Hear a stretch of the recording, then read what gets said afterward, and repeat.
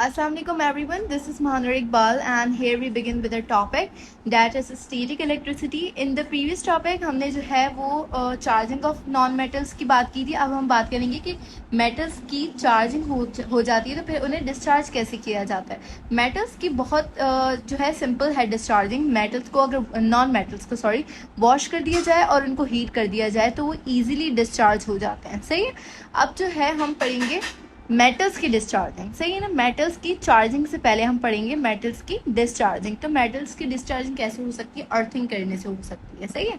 Connecting earthing क्या है? Connecting a body with a ground using a wire is called earthing. क्या कह रहे हैं कि एक बॉडी को ग्राउंड से अटैच कर दिया जाए. किसके जरिए? एक वायर के जरिए. उससे उसकी क्या हो जाएगी? अर्थिंग हो जाएगी. वो डिस्चार्ज हो जाएगा ऑब्जेक्ट.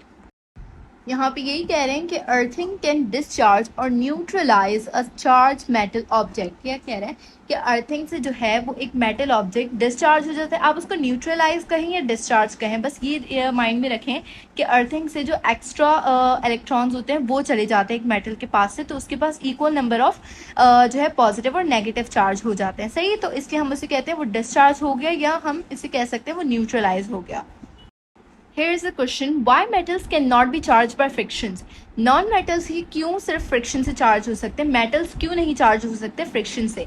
तो इसका सबसे मेन प्रॉब्लम ये है कि अगर दो मेटल ऑब्जेक्ट्स एक दूसरे के कांटेक्ट में आएंगे तो वो जो है वो कंडक्शन की वजह से इलेक्ट्रॉन लूज कर जाएंगे. सही है ना. अब क्या लिखा हुआ है? Friction involve contact. फ्रिक्शन में दो चीज़ों का, दो ऑब्जेक्ट्स का आपस में कॉन्टैक्ट होना ज़रूरी होता है. सही है.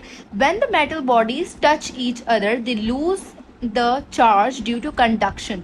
मेटल ऑब्जेक्ट्स अगर एक दूसरे से टच हो जाए तो वो अपना चार्ज लूज कर देते हैं ड्यू टू कंडक्शन.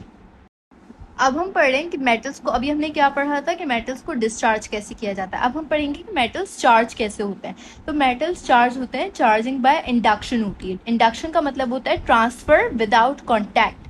कॉन्टैक्ट, दो चीज़ों का आपस में कॉन्टैक्ट हुए बगैर ट्रांसफर. सही है. अब किस चीज़ का ट्रांसफर ये आपको पता चलेगा. इसके 4 स्टेप्स होते हैं.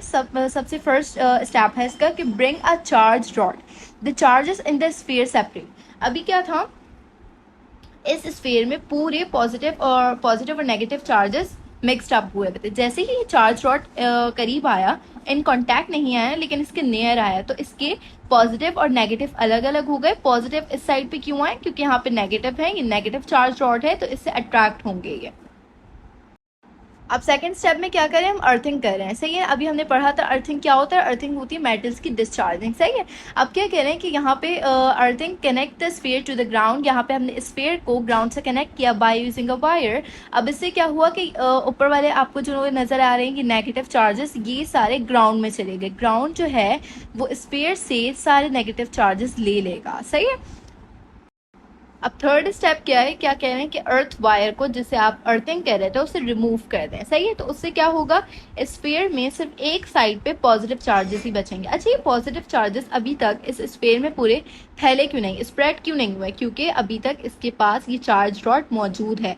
चार्ज रॉड ने अपने नेगेटिव चार्जेस की वजह से उन पॉजिटिव चार्जेस को अट्रैक्ट किया हुआ है. सही है.